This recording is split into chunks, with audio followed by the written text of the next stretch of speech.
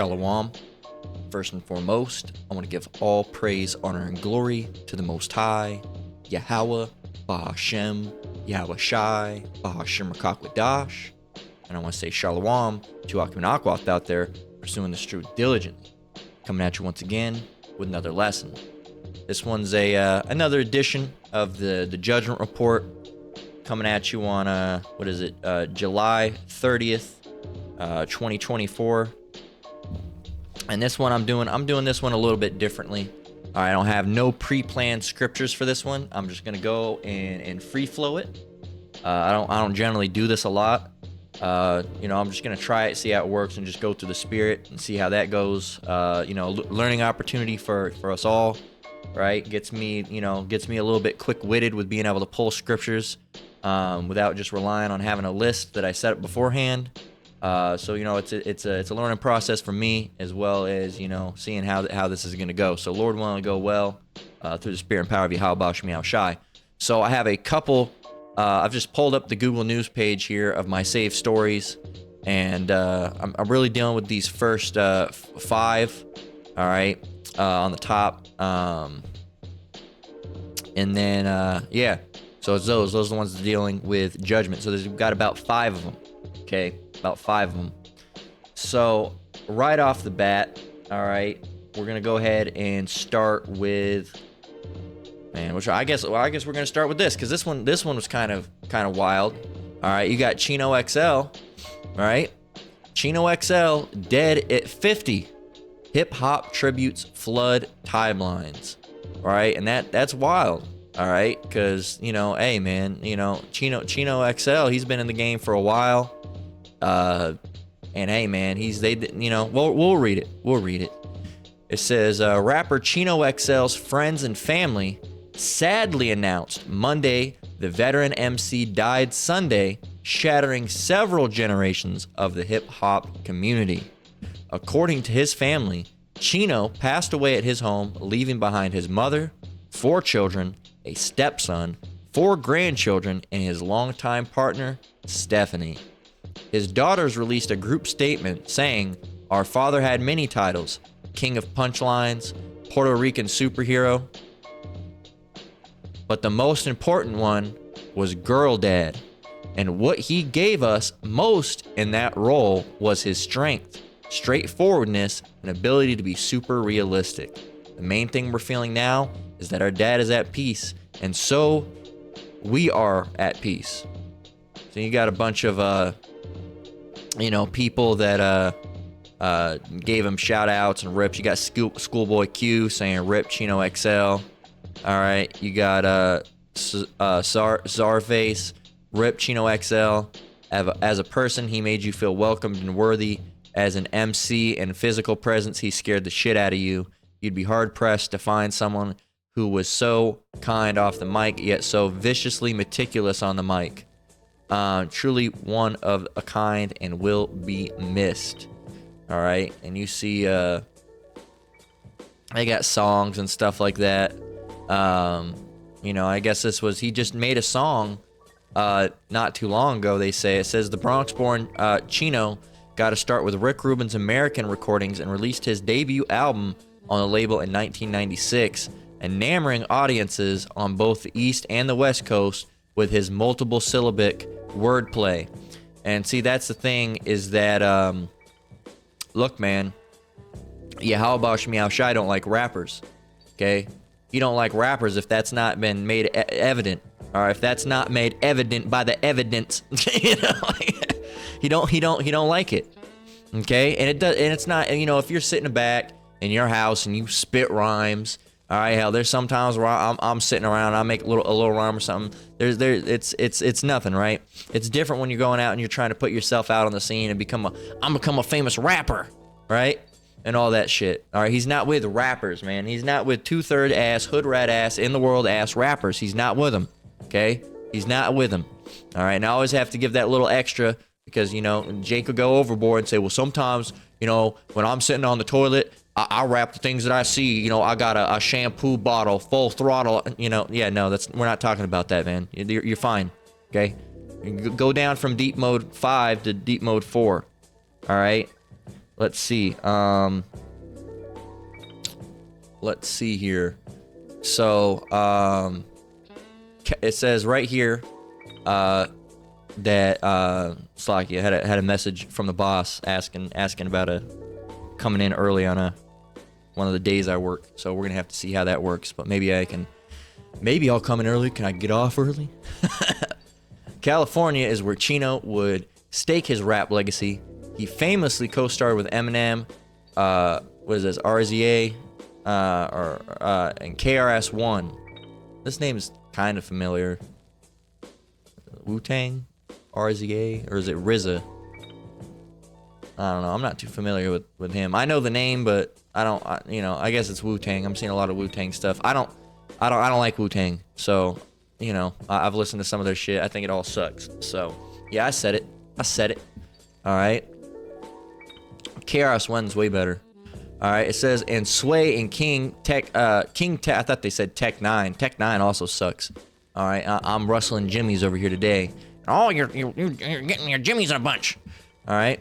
It says on Sway and King Tech's 99 single, The Anthem, and engaged in a lyrical feud with Tupac Shakur before his death. All right, Tupac Shakur. So, you can hear a little bit of his. Empires fall, so like the Nephilim. Hell yeah. Rappers are in danger. Due to my craving, my dude. Yeah, this is hell. Derek, I'm clapping at you like the shaman. There's a bunch of people on that song, but, it says he was also a featured guest on Rakeem's new album, God's Network, Rebirth, which dropped last weekend via the song Pendulum Swing with Crooked, Cannabis, and L.A. the Dark Man. There you go. I'm curious. I want to go read those lyrics.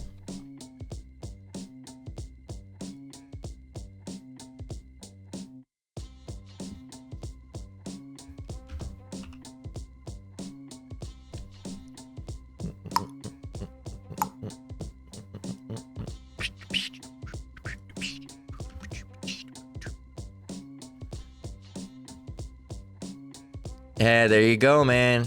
There you go. See, and I know they're probably talking about, they're saying, hey, man, there's just a lot of wicked shit already. So let's hear it. So Rakeem says it's the god Ra. Now, if you don't know about Ra, all right. Okay. This is one of those ancient Egyptian gods, all right? An ancient Egyptian false god. Okay, as you can see. So it said, it's the god Ra. I got a team with me. Check it out. Yada, yada, yada. All right. So we got King Crooked. It says the flow flyer, then a stylist, then an exit row. I'm walking around with a sprayer like I'm pest control. There you go. See talking about, them guns. All right, let's hear what's his name's line? Where are we at? Chino XL. He says, Rakeem, Allah let loose the beast. All right, so he's already got that. Already off with that. He says, what else do we got? Puerto Rican superhero. I don't care how many hoodies my op eyes. Hope he buys my merchandise. Yeah, merchandise. That's pretty good wordplay. It says, what else do we got here?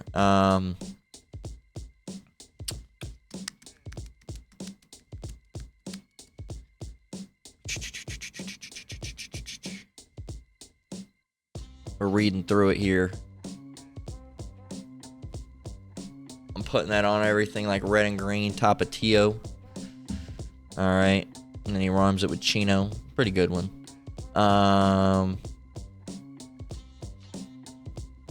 And he didn't say, it's not too much. At least he's not talking about, I'm gonna shoot him, I'm gonna spray him, I'm gonna lay him down, rip their guts open and hang them around their neck and kill them and slaughter and murder and blood and light them on fire and kill their family and guns, murder, slaughter, and death. All these songs these days, that's how they sound. All right. Selling drugs, adultery, gangs, murder. I'm just like, okay. That's like half of every song now. It just sounds like that. So it says the family has yet to release the cause of death. It says plans for a memorial will be announced shortly. Chino was 50. So I'm curious what the cause of death was. Now, if it happens to be what I think it could be, okay, now I think it could be two things, okay? When they don't release the cause of death, it's usually one or two things. It's either that one thing from 2020, all right, or maybe drugs, okay? And if we don't hear any information about it and they don't release the cause of death, it's probably that one thing, all right? Because that's the media doesn't like anything getting out, or they'll say he had a heart attack, right? They'll say he had cardiac arrest. Well, we'll see. We'll see how he died. When was this? This was, it doesn't say when this was posted. Chino XL. Let's just go see if we can find it. I feel like this is a pretty recent post. Oh, there it is. 7:30. So it was just 9 a.m. So 9 a.m. It's not. There's not any way it's gonna. I don't think we're gonna have an update.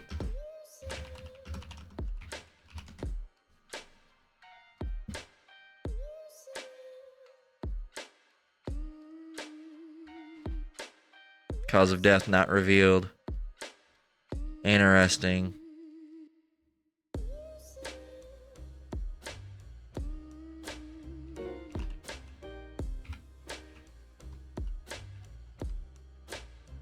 See, that's not the same. That's someone else. That's diabetes. I was gonna say diabetes. You never know. Jake do get that. Yeah, I guess there's no the family hasn't released it yet. I guess they're not gonna give the cause of death. It's very suspicious. Very suspicious. But hey, man, what can you do? I don't know. Who knows? So, hey, but he's Puerto Rican. Let's go and find something out real quick. Let's go over here. Let's go over here. All right. Let's go over here. Do. Oh. Ephraim. Puerto Ricans. Hey, man. Let's go and get it. We're gonna get Ezekiel 9 and 4. Yeah, down through 7. Yeah, down through 7. It's already. That's usually the gap that I get it from. We're actually gonna go up from 1 though. Okay, so this is Ezekiel chapter 9. We're gonna start from verse 1. It says, "He cried also in mine ears with a loud voice, saying, Cause them that have charge over the city to draw near, every man with his destroying weapon in his hand." These are destroying weapons, you know, things like axes, clubs, all right, swords, destroying weapons, right, staffs. Verse 2, "And behold, 6 men came from the way of the higher gate, which lieth toward the north, and every man a slaughter weapon, destroying weapon, slaughter weapon, in his hand. And one man among them was clothed with linen, with a writer's inkhorn by his side." If you don't know what an inkhorn is, it's a little tiny little pot of ink. Okay, they used it a lot back in the day. This is an inkhorn right here. Okay, little inkhorn. Okay, it's a little, you know, your little thing like this, and you can have your little thing to dip, right? And dip, and then you write. It says, "And they went in and stood beside the brazen altar." Verse 3, "And the glory of the power of Israel was gone up from the cherub, whereupon he was, to the threshold of the house, and he called to the man clothed with linen, which had the writer's inkhorn by his side." Now, this is a physical representation of the Holy Spirit, right? This is a physical representation of a Holy Spirit. All right, the Holy Spirit, of course, is not I don't want to say a physical thing. All right, it's a spirit, right? After all. So but they gave the physical representation of being a man that was clothed with linen and a writer's inkhorn, right? So keep that in mind. Verse 3, "And the glory of the power of Israel was gone up from the cherub whereupon he was, to the threshold of the house, and he called to the man clothed with linen, which had the writer's inkhorn by his side. Verse 4, and the Lord said unto him, go through the midst of the city, through the midst of Jerusalem, and set a mark upon the foreheads of the men that sigh and that cry for all the abominations that be done in the midst thereof. This was a spiritual mark, okay? And we know this because we can go and prove that, all right? As the scriptures say, prove all things. We can get Ezekiel 9:4 and plug it right in, pop, and go over here, and we can go and look and get that word mark. Now, because some people try to say, oh, it's the mark of the beast. The mark of the beast is a, we don't even have to get it from there. We can just go right here. The mark of the beast is a spiritual mark. It's a spiritual mark. No, it's not. It's not a spiritual mark. Okay, and we're going to prove this.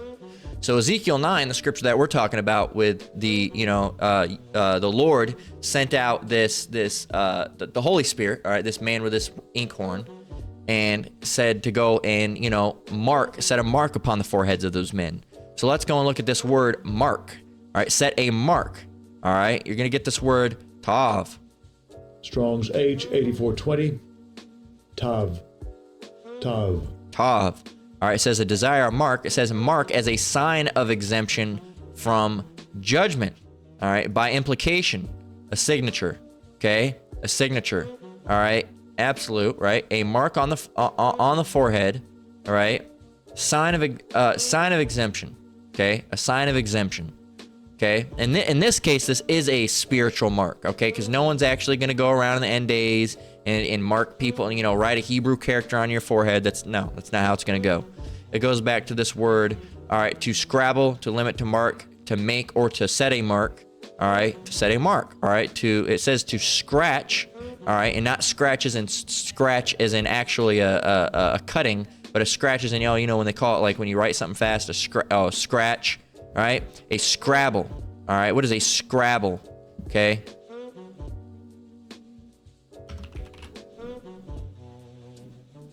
Okay? Scrabble. All right? Scrabble, all right? To scratch or grope around with one's finger to collect or hold on to something, okay? Feel, okay? Scrabble. It's not a literal, actual scratching of something, right? It says, so yeah, that's pretty much it. So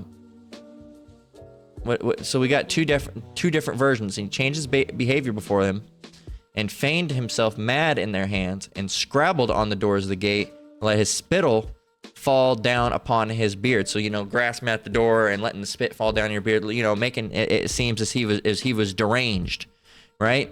And this one's, of course, Ezekiel 9:4, that's dealing with what we're talking about now. Now, if you go to Revelation 13 and 16, you're gonna go and see this word mark here, all right? And this mark is not tav. It goes back to this word charagma.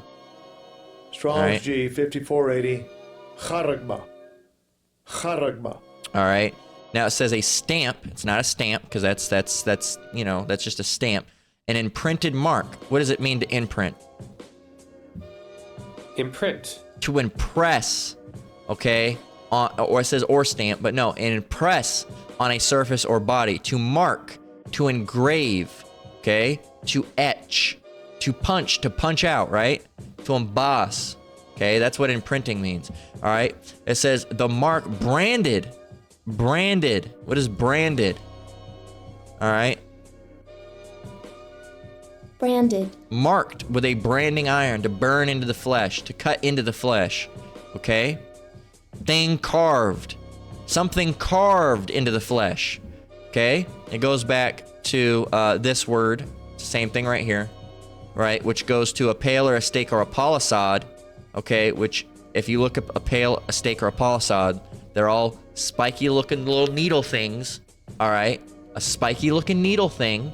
All right? That looks an awful lot like a needle. All right? And the tool that they use to administer the mark of the beast. So, going back to Ezekiel 9:4. Okay? It says, and the Lord said unto him, go through the midst of the city, through the midst of Jerusalem, and set a mark upon the foreheads of the men that sigh and that cry for all the abominations that be done in the midst thereof.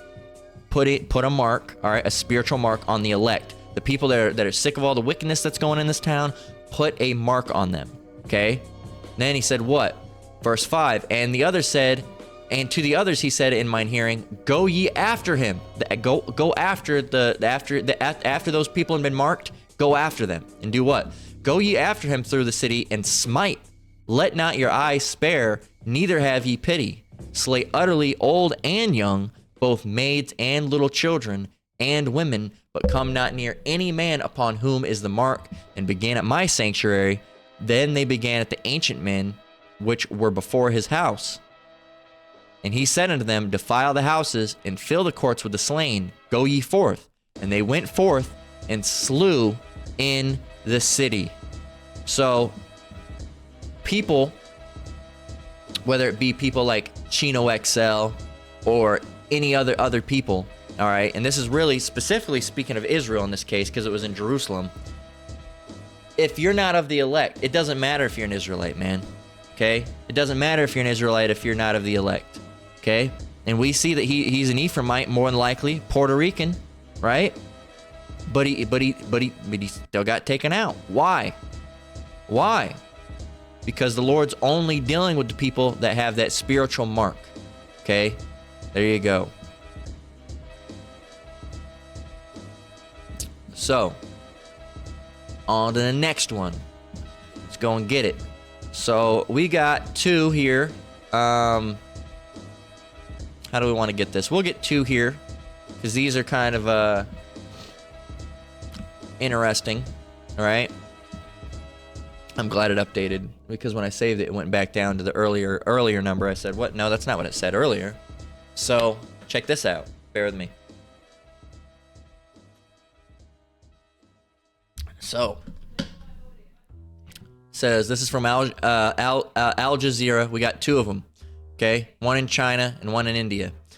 Here's the, we'll start with the smaller one first. It says, at least 22 dead as tail end of typhoon Gaimi lashes China.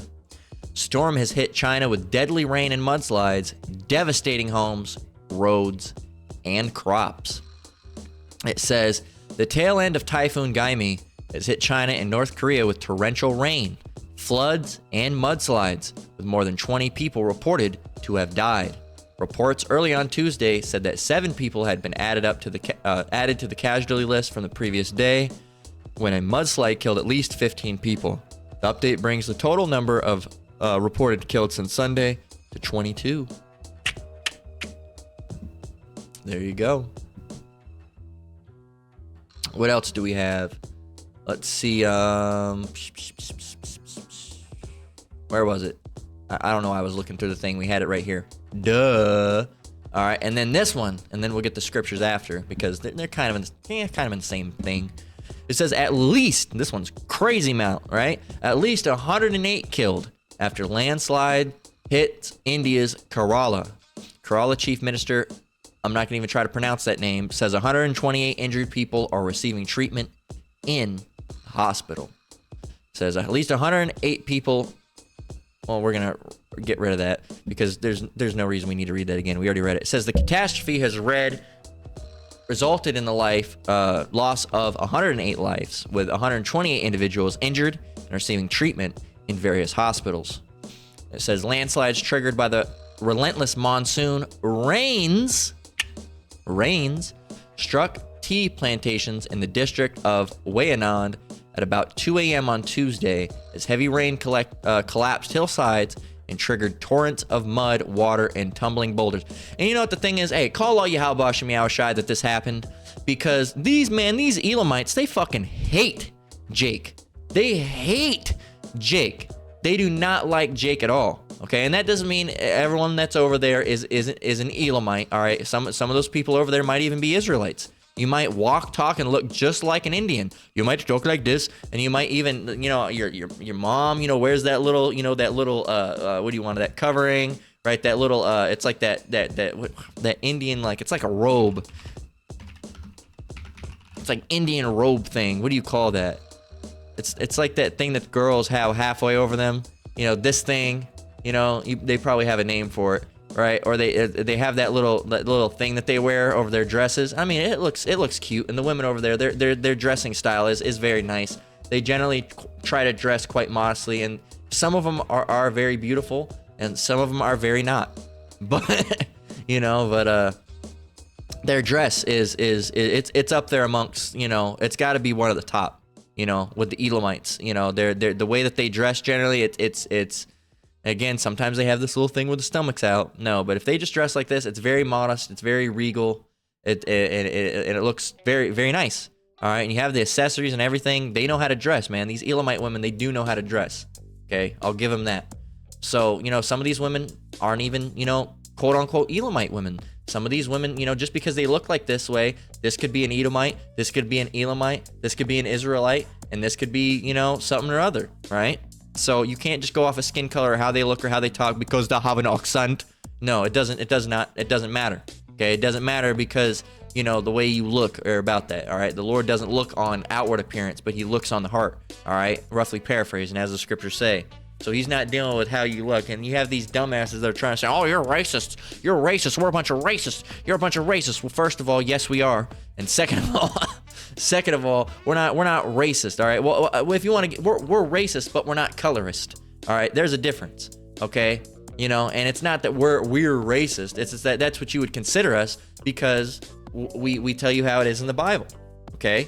And you consider us racist because of that. Well, if it's racist to say, yes, Israel's the only one that's being dealt with in the Bible, then I guess we're racist then, okay? Guess we're racist then. But we don't. White people can be in this, all right? Any type of person can be in it. White people, brown people, green people, yellow people. It don't matter. Skin color. It doesn't matter what skin color. It doesn't matter what type of hair you have. If you have curly hair, long hair, short hair, no hair at all. It doesn't matter. It's about a bloodline thing. Do you go back to Israel or do you not? Doesn't matter if you're brown. Doesn't matter if you're pale. Doesn't matter if you're really dark skinned or really light skinned. Doesn't matter if you have no melanin at all. Doesn't matter. Does not matter.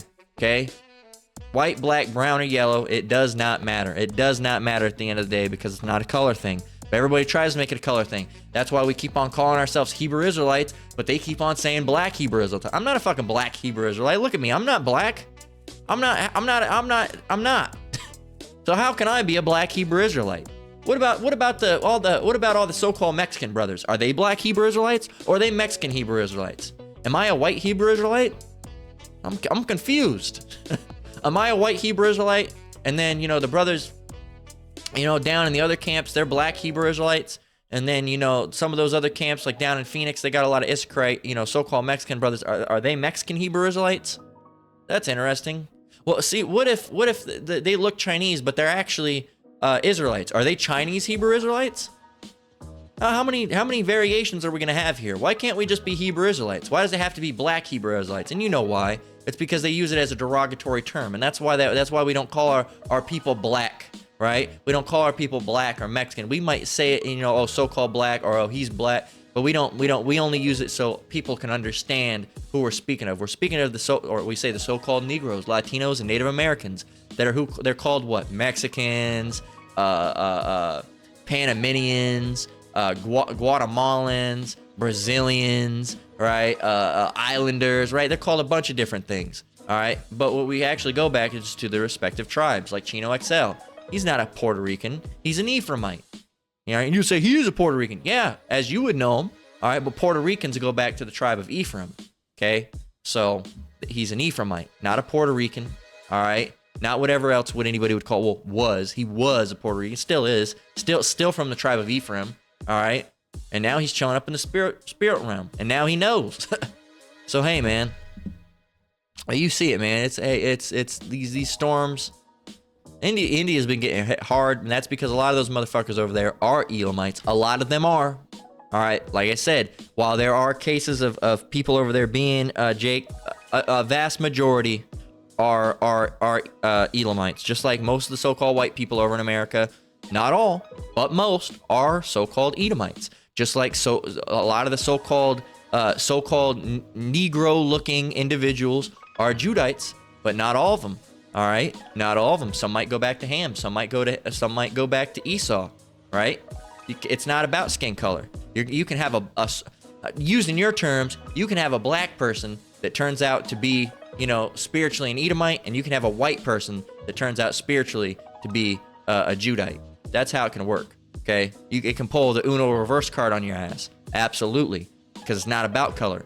All right, We push that over and over again. It's not about color. It's not about color. It's not about color. It's not about color. It's not about color. It's not about color. It's not about color. Hey, everyone, it's not about color. Hey, guess what? Your color's not going to save you. Guess what, everybody? Color doesn't mean anything. It doesn't mean anything, all right, except when it comes to the Most High and the original color of the Israelites. Because, yes, the Most High is a dark-skinned man, and our original color was dark. We're not that now, so color doesn't matter. Color doesn't matter, all right? Color doesn't matter. You hear that? The Most High's color matters, but outside of that, color doesn't matter, all right? As far as if you're a Jake or not, it doesn't matter. Saying it one more time. Hey, color doesn't matter. Doesn't matter. Doesn't matter if you got long hair, straight hair. Doesn't matter if you have short hair. Doesn't matter if you have woolly hair. It doesn't matter. Doesn't matter. Doesn't mean that doesn't mean you're a Jake or not because you have woolly hair, or you have dark skin, or if you have light skin, or if you have short hair, or if you have no hair at all. Doesn't matter. Hey, everybody hear that? All right, one more time. Color doesn't matter. Color doesn't matter. There, I think we've said it enough times now.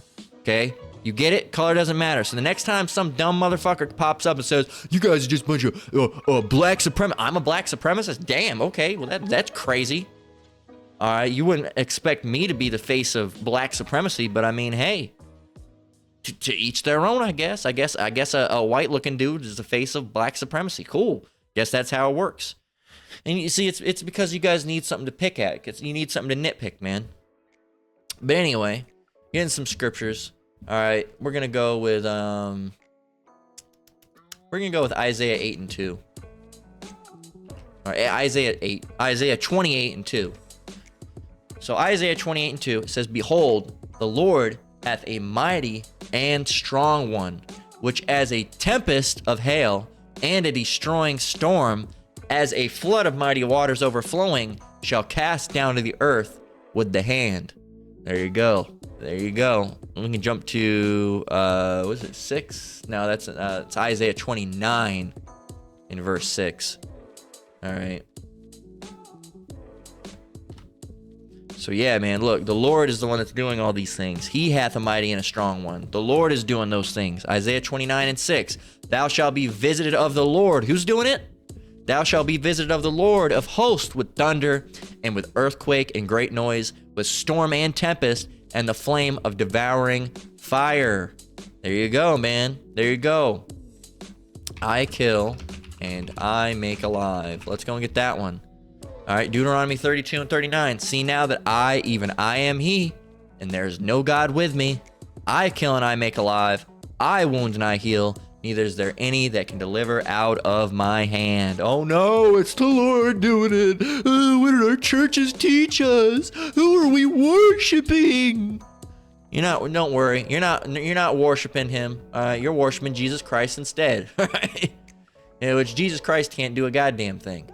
Okay, so let's go and get what else do we want to get now? What are we running out for time? 33? Man, time flies. Time flies. So we're going to probably get, what do I want to get here? I think I'll probably just get one more. I'll just quick fire these two because we got all these. We just got two more, so we might as well just go ahead and get them. I don't know what to say. Some of these, they're just weird. Some of them are just a little bit weird, but this one was weird. The other one was weird. These are just both weird. I was just gonna pick one or the other, but I'll get them because they're both just weird. Damn, she had she had capital gums and lowercase teeth. Look at that. Damn. Not to disrespect the dead, but geez, man. All right, so Slakia. Jeez. So this one was weird. Woman found dead on picnic table at park pavilion. Now this is weird. This is weird. Now at first I thought this shit sounded like some sacrifice shit, some satanic sacrifice with knife shit, but they said it was guns. So who knows? Woman found dead on picnic table at park pavilion. We're not going to play the video. We're just going to read it. It says, a 19-year-old woman has been found dead on a picnic table under a pavilion at a park in North Carolina, police say. If you don't know what a pavilion is, it's like those little canopies, right? You see them at parks like this. So picture this, and then she was dead on top of a picnic table. I think these are excellent teaching spots, by the way. I've seen a couple brothers at least I know I've at least seen Elder Manatazatba that's done one. I think some of the apostles sit under these things like that. I know Apostle Ramala, I think he just sits out on a picnic bench that's out in the open. These are great. These are great. Call all Yahweh Bashim Yahweh Shai for these things, man. I haven't done it because it's been so hot lately. But, you know, sometimes going out to that we got a park that's not too far, and just sitting there. Sometimes it's allowed to. It's a playground. I think it was real nearby. Well, school when it's in session, which summer it's not. But oops, nope. Yeah, we don't need that. So yeah, she was found dead on a picnic table that was under a pavilion. Weird, isn't it? It says the woman was found on Sunday evening at approximately 7:27 when officers from the Greensboro Police Department responded to the 2900 block of Hague Street after a caller expressed concern about a picnic lying on a picnic table under a pavilion in the park at that location. The caller advised that the person was not moving. The person said that they heard what they thought were fireworks about an hour earlier, stating the statement said on closer inspection, the caller reported that the person was not breathing and had injuries that the caller described as gunshot wounds. So I wonder what happened with that. I wonder if he got shot and like climbed up on there to I don't know, or he or she, or was it she? Women. This is weird, man. Responding officers immediately went to the scene where they located the victim, later identified as 19-year-old Jacayla Marie Good, Jake, and pronounced her deceased at the scene. Police are investigating her death as a homicide, but did not disclose any potential motives for suspects in the case. Just weird, man. Isn't that weird? How are you gonna get shot and then you end up laying down on top of a table? The only thing I think is that she got shot up and she panicked and like felt tired and she got up on there and laid down. Or like maybe someone like shot her and then like someone put her body up there. It just doesn't make sense. It doesn't make any sense, man. I don't know. It's weird. It's just weird. It's weird to me. Just weird. All right. So let's get another quick little scripture here. Let's go with I want to get let's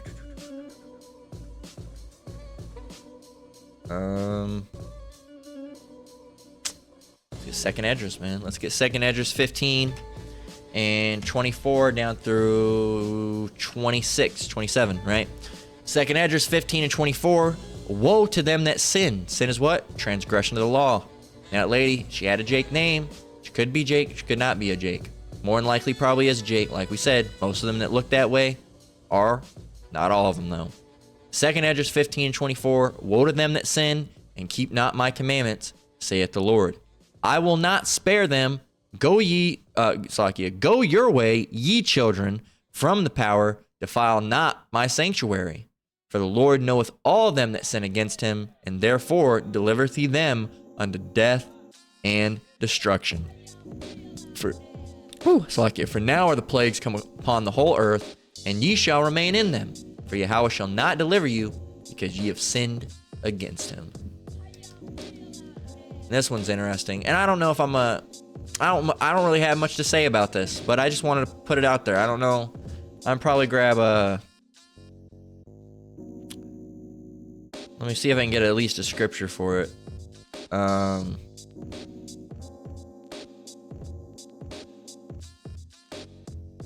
Let's see.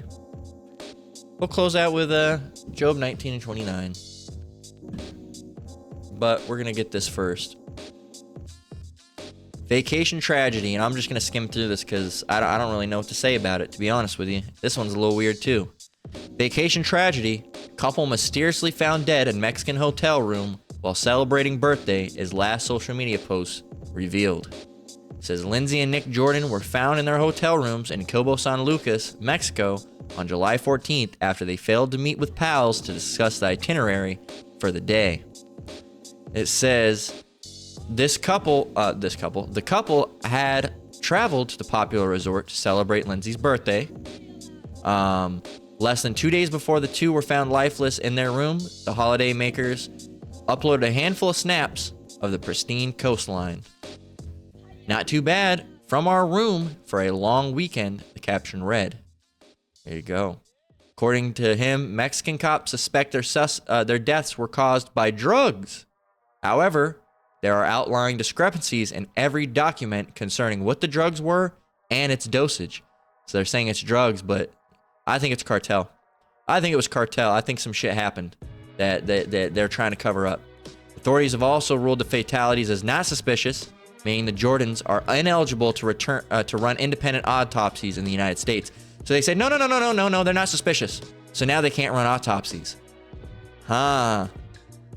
Says, I know we will never know, Devin told the Gazette Journal. They were there with work friends too.